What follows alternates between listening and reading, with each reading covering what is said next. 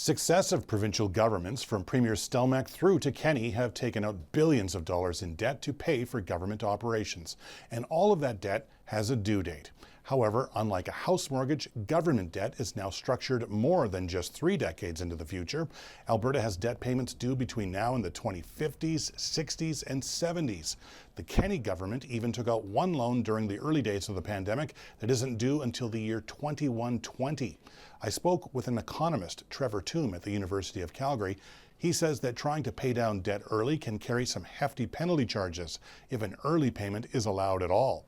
So Toome says while actually paying off the debt will take decades, it is possible that with continuing budget surpluses due to higher oil prices, Alberta could set aside enough cash by 2030 in a special account to pay down the debt when it comes due in future years. After all, he says it has happened before in Alberta.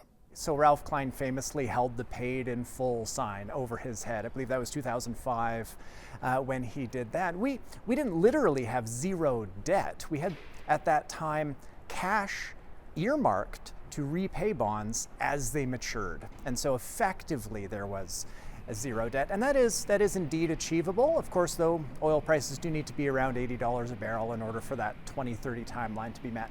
In this provincial election, both the UCP and the NDP are saying that with higher oil prices, Alberta should be able to meet the hefty debt repayments that are coming up in the decade ahead.